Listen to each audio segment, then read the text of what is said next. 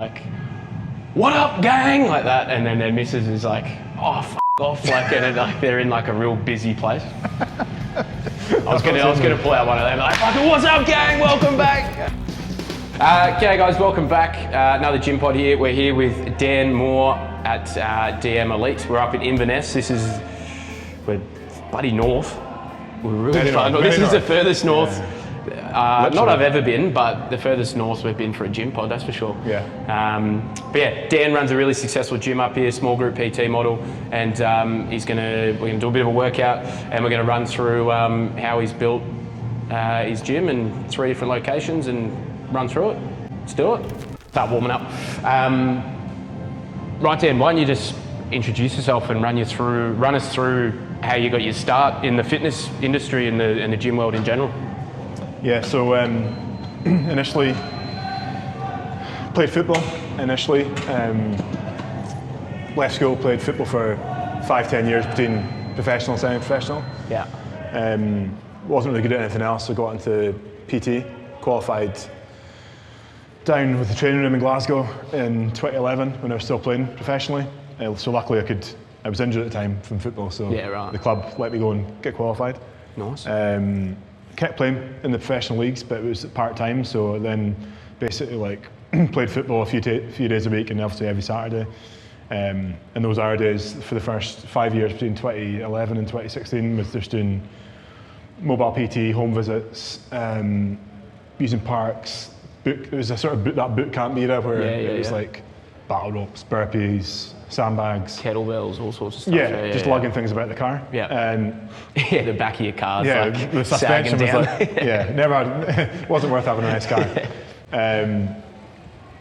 And then, 2015 we found out we were due to have our first child, so I knew that we had to change tack to my life. I was like, this life is not suitable to be a parent. So we got our first unit, which obviously the sign's there for. We've still kept that sign. And here we got our first unit in 2016. I had maybe 25, 30 one-to-one clients. Yeah. A decent business, but it was obviously very reliant on me. Yeah. It was all me and what I did. But back then I was still quite new to like the social media thing. I was doing a lot of Facebook Lives, email marketing, which obviously we continue to do as a business now. But that really worked back then, and obviously Facebook advertising was very cheap back then. You could do anything and everything, you would get people through. So we were had that sort of advantage of being first mover in Inverness for the sort of personalised group PT thing. Yeah. And we just kept that basically going since. And in 2018 we moved here to the bigger space. Grew that from like, I think we left our first space with 130 clients and we got this place to 220, 230 clients. COVID happened, we obviously had that sort of bad period. And since 2020 really we've sort of not changed our model as such, but we've really professionalised the business, I think. Yeah. You know, pre-COVID we didn't have booking systems, we didn't have any sort of systems at all. We were quite raw and I think as leaders we didn't really know what we were doing. We're just kind of flying off seat of pants a little bit, just seeing how it goes. COVID really let us reset, get the business in that direction. We knew we wanted to go with the right people. We got more streamlined in terms of like the people we want to work with, in terms of who is a consumer for DM Elite, and who do we see as being the people we want to work with, which is kind of led to where we are now. Yeah. So we just got a bit better at everything, I think, and then since 2023 we opened our second location in Nairn, which is like 25 minutes east on the way to Aberdeen. Yeah. That's gone great since. We opened quite close to capacity when we opened, and ever since then it's been between 70 to 100% capacity for the last 3 years, so it happened really quick. We had a really strong opening there, good location, good spot. And then from 2023 onwards we were really looking at what could potentially be Site 3. So starting last year, in 2025, we found our location in Inverness in the High Street, which was a different sort of unit. It was more of a retail space than industrial compared to the other two. Yeah. Got something that worked there for us, and then November last year we moved in there. That's up to 80, 90 clients now in the last 6 months. So now we're sort of the overarching business. The one company is we've got 10 full-time staff, Yeah. a couple of part-time staff, a couple of people that help the business within the business, like accountants and marketing. So it's a full-on team now. I'm sort of off the coaching floor 95% of the time. I mean, I know last time we spoke, I said I hadn't coached in a few years, and then a few days later we had a couple of bits of sickness. So you're never that far away from coaching again if you need to. And I like coaching again when I do it, but I guess the biggest drawback is that you're always then losing the business side of things and what you do on a day-to-day basis. So coaching is more leading the team now, is my main job. We have Erin, who's our sort of head of gyms, who basically is a general manager across the 3 locations. And then we have our trainers in each location. We have Shadi, who works in operations. Okay, so you've got yourself at the top, general manager across all 3, and then I imagine each location's also got a manager or a team leader. Coaches, and we've got Shadi, who works in operations across all 3 gyms as well. So the infrastructure now we've got works can probably take us to, obviously within our few coaches, probably take us to 4 gyms, maybe 5. The infrastructure we've got now also will get us to, we could probably add, I think in Inverness now we're at about 270 active clients on a recurring basis. In Nairn we have about 135, 140, and then in Inverness we have about 85, 90. So we're obviously well over the 500 mark in terms of overall members.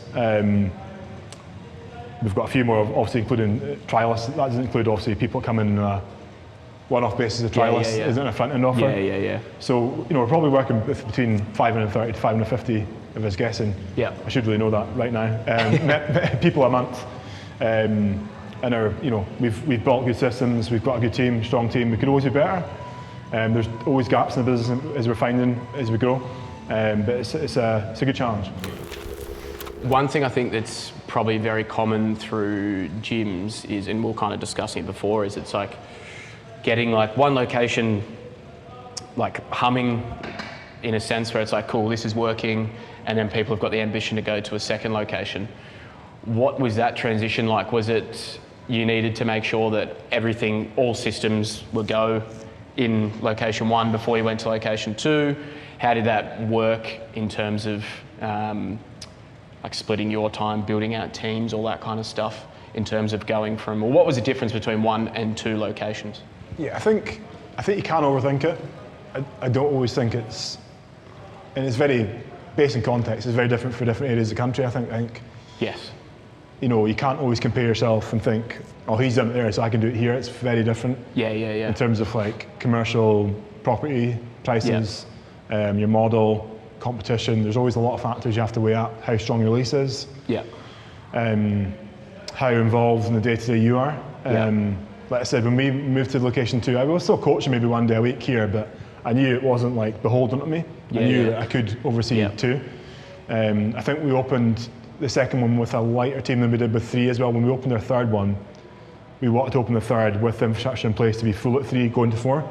Rather than like almost building as we go sort of type thing, because we were quite, site 2 felt like a bigger risk almost than opening our first location, because you know what can go wrong. And you've got something to lose things, as well. You've got something to lose, you built something, you worry about how people think.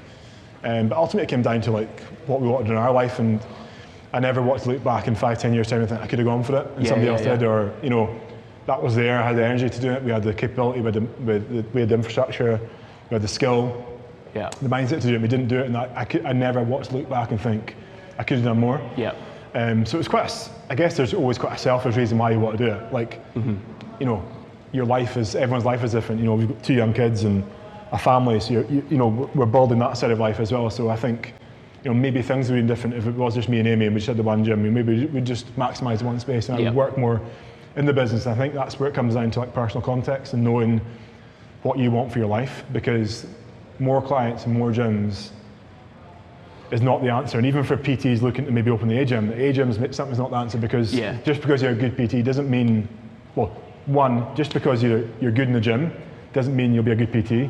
Just because you're a good PT doesn't mean you'll be a good gym owner. And just because you're a good single site owner does not mean you'll be a good multi-site owner, because each require such different skills, and you almost have to like lose all of the previous thing that got you to the place that we are now. So like as a multi-site owner now, you are not really we're obviously in the fitness industry, and you're very aware of what's going on in the fitness industry, but you're obviously quite into like recruitment, marketing, sales is almost as big as that now. Yeah. So you have to have a handle on all those things as much as like the programming, which maybe is something you geek out on when you're quite new.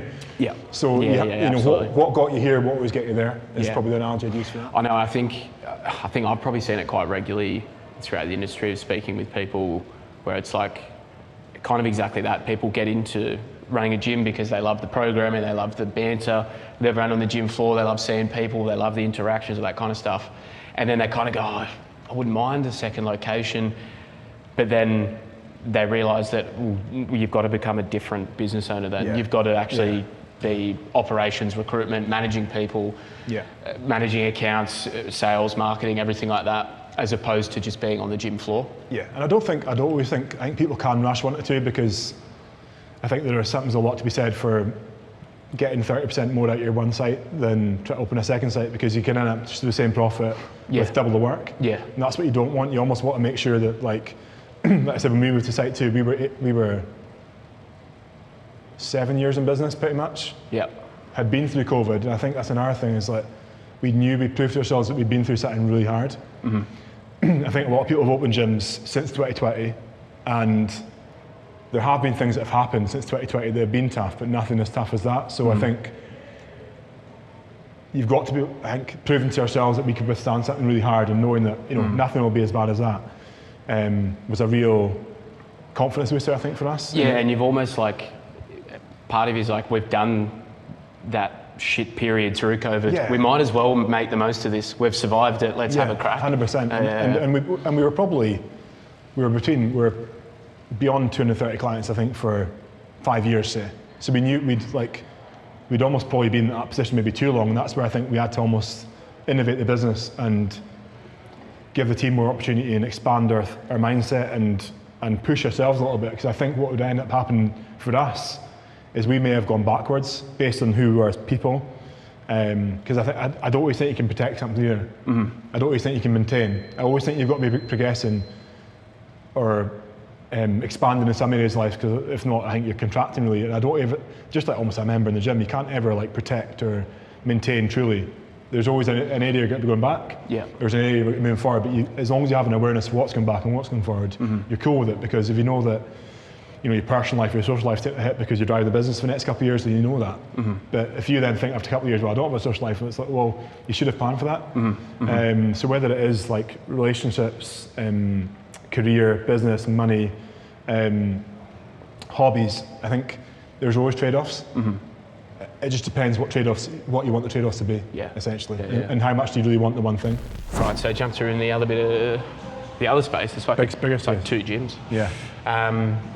But yeah, one thing I want to touch on was, I think one thing that a lot of gym owners actually struggle with is transitioning from like being a gym owner and coaching all the sessions and being everyone's mate and like getting a WhatsApp message from someone and dealing with everything and trying to keep everyone sweet and everyone right, to taking that step back and being a business owner, because there's decisions that are impacted by your friendliness with someone as opposed to what's best for the business. Yeah. How was that transition for you, and how have you seen it play out? It's still very hard. I think what you can do is, when you grow the business, you can hire people to do the things they don't like doing or don't want to do as much. And I think that's one good thing, is that it's been very clear on what you still actually want to work on, whether that is still being involved in the business or as you are growing the business, your role will dilute. You will have to have more eyes and evidence. It's like you will have to have some people that are fully responsible for some areas of business. There's some things now that go in the business that I just don't really know, like the merch stuff that we did recently, that obviously I connected with you and I made the introduction, but after that I didn't really have much to do with it. I'm obviously wearing it now, and that's great, but the process of like meeting you to here was pretty much not me. So there's just some things you have to like know that some people are better than you at, which is also quite a hard thing from an ego point of view. A lot of PTs, a lot of gym owners have big egos. If you have, it's the nature of the industry, it's the nature of the, I guess, having a business as well, that you're going to be a bit like that. So I think getting over that is quite important.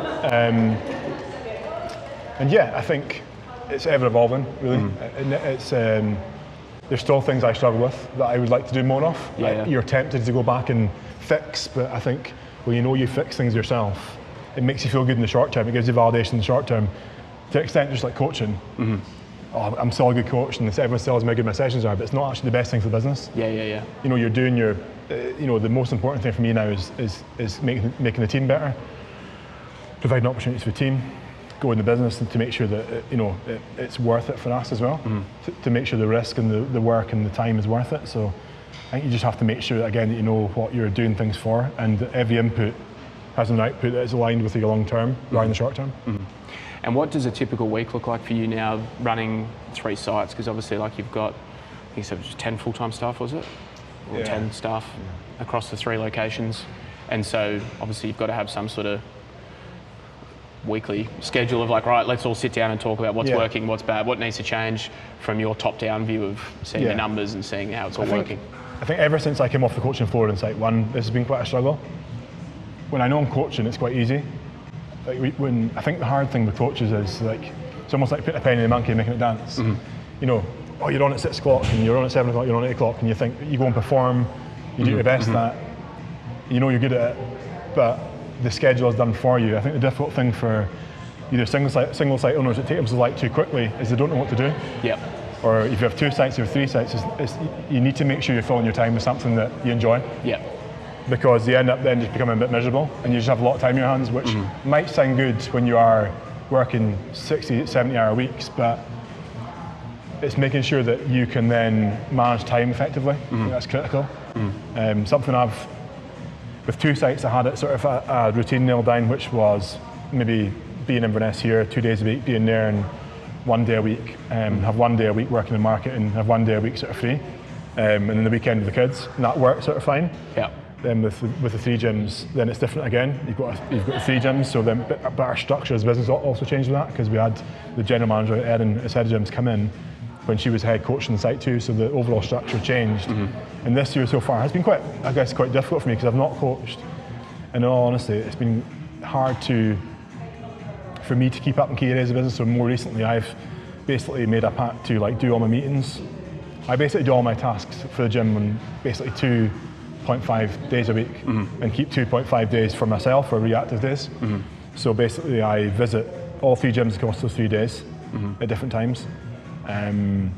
Monday will be all the management meetings, so like meetings with operations, head of gyms, any key people in the business we need to have chats about, which are beyond coaching for, like events, marketing, sales, that sort of stuff. So all the meetings will get done on Monday. The team meetings in the sites or collectively will get done on the Tuesday, which I don't do, but I oversee, or try to oversee, or make sure that I have know what's going on with them. But I'm not going to go in and step in again and do them. Again, I'll visit both those 2 gyms in each of those days. I will speak to clients in those days in the sessions, ask them for feedback, ask them how things are going, get a feel for the vibes, the cleanliness, the overarching sort of cadence in that gym. Because one thing that's very easy as well, it's easy to sit at home and look at a laptop, but you don't get the vibe until you like walk in. Of course, and you see how people move, you see how the coach's attitude. Because you've been doing it for so long, there'll be something as soon as you walk in, you'll go, oh, that's not right. Whereas but you've got numbers don't tell you that. You've got to be able to curb that as well. You can't let, like, I think as the owner, you always set the weather for the business. And it's easy to let like data or your mood detract from everyone. So it's very important that, so I basically like try to renegotiate my week a little bit, so that Mondays and Tuesdays are very intense, almost like 4 days in 2. Because what I was doing before, I was diluting my days, but they weren't packed enough to actually feel that I was going anywhere. You felt like you were kind of meandering through. So the sort of Wednesdays and Thursdays now, or days 3 and 4, I'm sort of looking at, it's like, well, I'm there if I need to. If I need to, if sickness or illness or holidays happen that I really need to step back, and I can do. But also I have designated days for working on marketing, for working on brand, for working on sales, for speaking to, like, creating new relationships, networking, and also then potentially looking at new sites. So I've got those 2 days that I know I can put a lot of the things like this in those 2 days. And then a Friday, will be an on-site visit again. I'll do the session in the gym like I do all the other days. So Monday, Tuesday, Friday, I'll actually take part in the sessions as well. So I'm coached by the coaches. And then I'll maybe spend a couple hours going for the weekly KPIs, reviewing the week on a Friday. And then I spend the weekend off to the kids, and a Sunday I'll plan the whole weekend on a Sunday. Like timestamp, time blocked, Monday to Sunday, in terms of what I'm doing with the kids, what I need to do personally. where I need to be at certain times, where my one-to-ones, where my meetings are, where I'm travelling to, all that sort of thing. So it's mapped out on a Thursday, so I know on a Monday night when I'm going Tuesday, I know Tuesday night when I'm going Wednesday. I think that's a really thing you need to get very good at, because you just end up being in this reactive mode all the time. And I think when you're in that reactive mode, just like a client you might coach as a gym owner or as a PT, you're never on the front foot able to move forward, because you're always like looking back. So I think that's the most important thing from a time management point of view that you need to really nail down.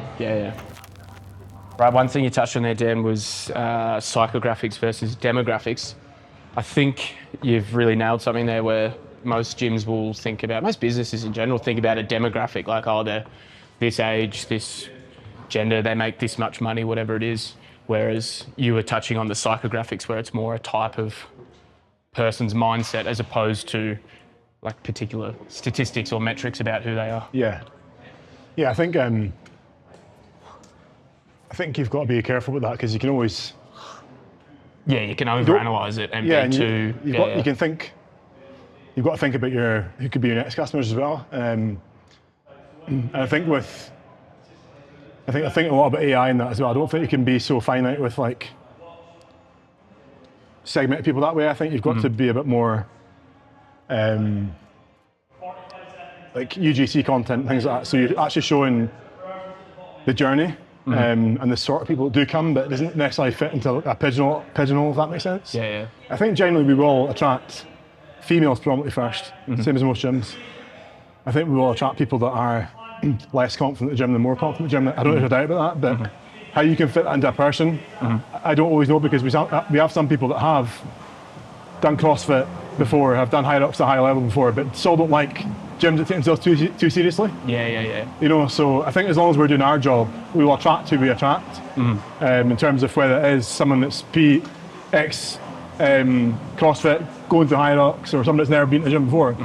Like I said, we call ourselves the gym for people who don't like gyms on the whole, and so that's got to be ring true in terms of like how we deliver our product and our service, and that's what we kind of aim to do. No, I like it.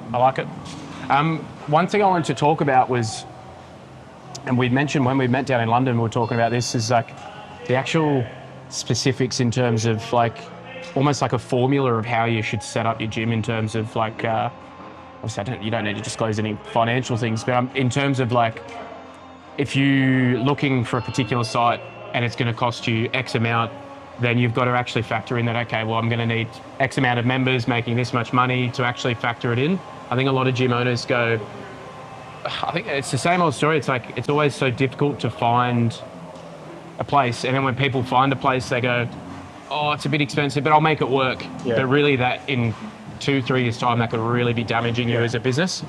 How did you approach that when you were opening up multiple locations? And you almost, especially multiple locations, you almost need to have like a bit of a degree in like commercial real estate and understand how it all works. And I'm not hot on any of those. I'm not remotely handy, or, you know, I can't do jobs myself, but what I can know is I've got a passion for gyms. I'm decent at numbers. I think I'm quite good at people. I think that's all you really need. I think again, as long as you have an awareness of your strengths and weaknesses. But yeah, I think like you're saying, signing a lease in the back of a fag packet and working things out in your daily diet or stuff like that is not going to suffice. The further you go, it might work for your first one because, again, you control the outputs. The more you do, the more the gym spits out. The hardest part, just like a consumer's journey that's been with you for 3 years, the longer they've been with you, the harder it is for them to find results, the harder it is for them they've got to delay gratification more, they've got to understand compounding, they've got to understand momentum and what makes them tick in different ways. I think the same can be true. That advice you give out to a client is the same you should give to yourself. It's taking your own advice, and not a lot of gym owners take their own advice to give to customers.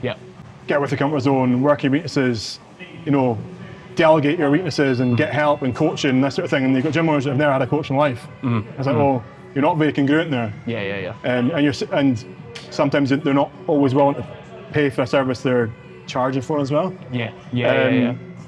So I think it's a mindset. It's a bit broken in one way, but I think the way we look at it, I'm quite happy to be quite transparent with, like, in terms of how we run it as a ratio. But we work at the operational capacity based on the floor space and the timetable, the amount of space we have in sessions, the amount of sessions we have on, the size of the space, make sure the equipment selection is not based on ego or what I want to do personally. Yeah. It's for the best of business, how we utilise space, how we make it aesthetically nice, safe, clean, and fits our sort of like guidelines as a brand. Albeit some are a bit differently compared to others.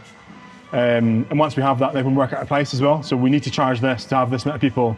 So we need to know what our maximum turnover is, but also what our break-even turnover is. Yeah. And break-even turnover is not me coaching 40 hours, because when you open site 2, you won't be able to coach 40 hours. Yeah. So it's working out what your numbers are with you away from the business. Yeah. So when we look at a site, we know that we'll need 2 to 2.5 people there. We'll need to make sure that the staffing costs at capacity don't exceed 30%. We need to know what our rates and rent don't exceed 10% ideally at capacity.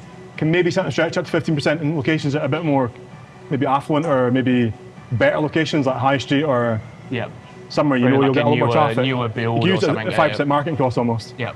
Then you also know that 10, ideally 10, but maybe 15% goes on other operating expenses, be that maybe some kit loans, some marketing, subscriptions, cleaning, supplies, that sort of stuff.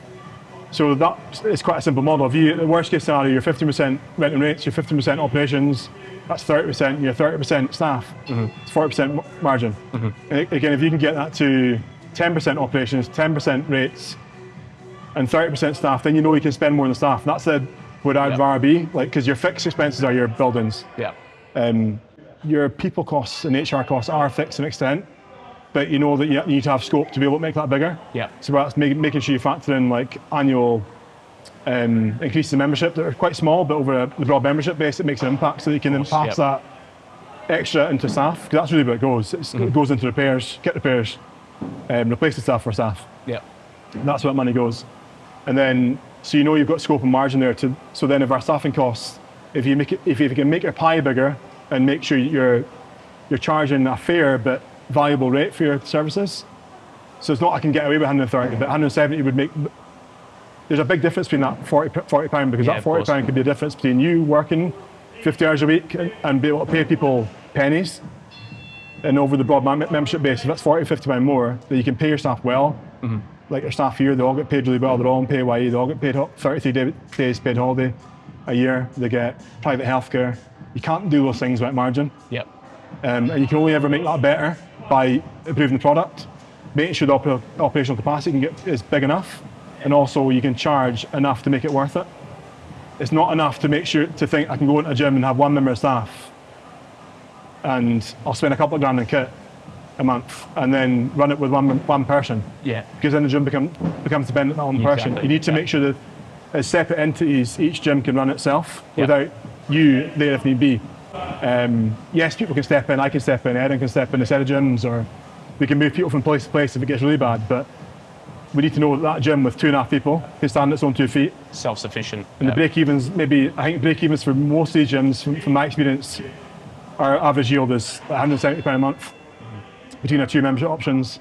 So we know that like roughly 70 to 80 people will be break-even, but we also know that we can get the operational capacity should be between 130 and 150. And that's really what makes you a profitable enterprise, not just a business that's run by you and you've got a big job and you're adding more jobs, adding more gyms. No, that's perfect. That's super beneficial. I think, as you know, most people get into the fitness industry, they come from, like we kind of touched on, where it's like they love the gym, they become a PT, and they go, actually, no, I'm going to open my own gym, and they probably don't take the time to sit and think about these things before they do it. They just go, oh yeah, I'll just find a spot, I'll whack, exactly like you said, I'll whack a bit of kit in there, I'll start training people, let's start a boot camp, and then go, oh, I'm going to start a gym now. And so I think it really like sets you off. It's like anything. It's like you start like a bad habit at the start of not thinking about these things, and then you're chasing your tail for a long time. But I think if you just kind of start from the right spot, like you said, like investing in like a coach or something early and getting some sort of you've got to start something. You've got to make the decision yourself to start. And you've got to be able to work with feedback as you go along, and be open-minded enough to take that feedback on and move forward. And you can also overthink it. You can overthink the second site. You can overthink opening your first gym. So I'm not saying either's right or wrong. Of course. But you've got to be, I think, self-awareness and like I said, time management, self-awareness are huge. Where Where did you go early for help? Like, what was it? Was there someone that you reached out to for assistance? Did you just find resources online? Yeah, I'm quite inquisitive myself anyway. So like, if I want to learn a subject, like 5-10 years ago, it's obviously very different to now. We can get information very quickly. Yeah.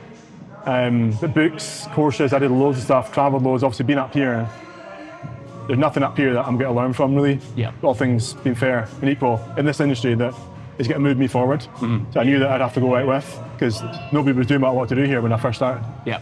So, done a lot of stuff in London. I've researched a lot of gyms in London.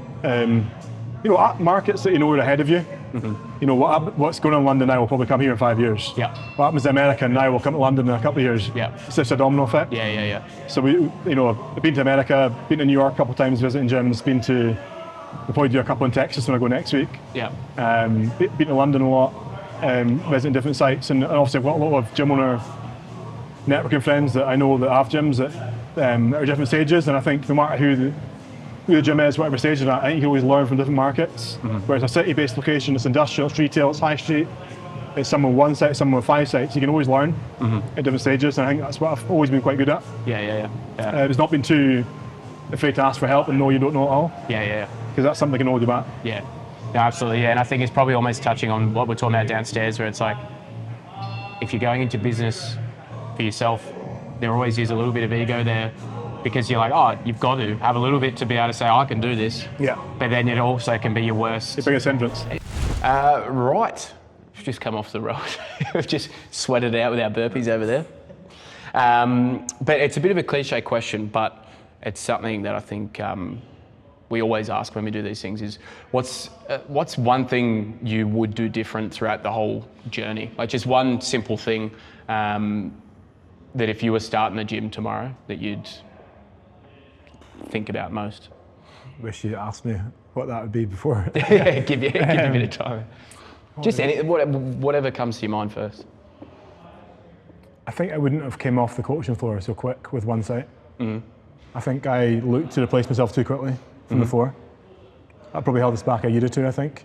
So I think we could have progressed quicker. Obviously, if COVID didn't happen, but also that. I think we looked. I thought we were bigger than we were. Maybe like got too wrapped up in what our people were telling me to do.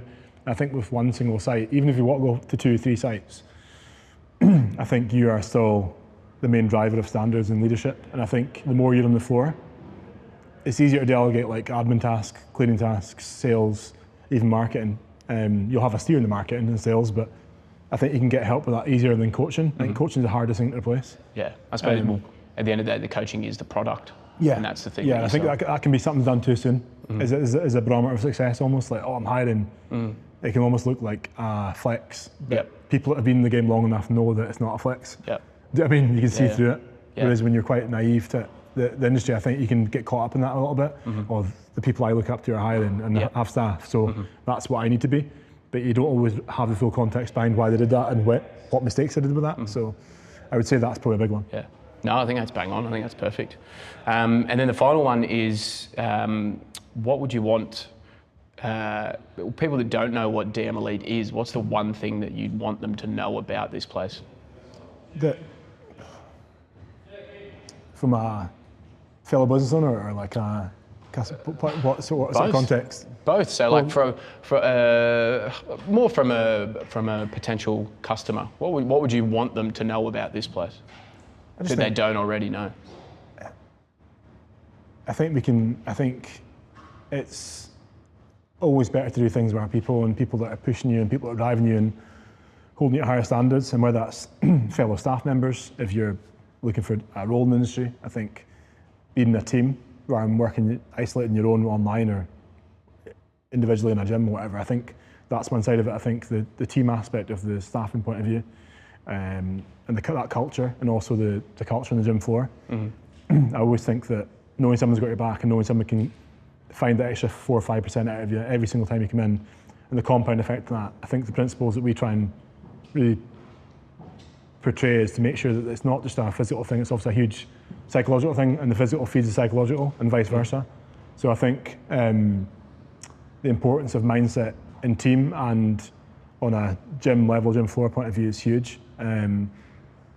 So to know that we're not a look at me aesthetically driven brand. We really are a brand for the people, and for getting the best of the people and making sure that people, yes, they might pay, 150 and £200 a month for us, but they know that they're still getting a bargain. Yep. And they're getting huge value for that sort of price. And it's not like seen as a luxury. It's not seen as a expense. It's seen as an investment in their mental health, in their physical health, and then all those things that they do in the gym each day feed into other areas of life.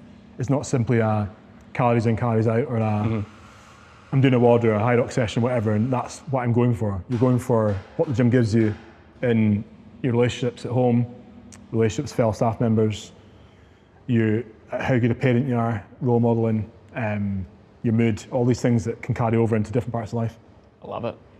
That's why he's elite Dan and I'm mediocre Dan. Sweet, that's it. Job done. Thanks, mate. Cool, mate. Sorted. Ooh.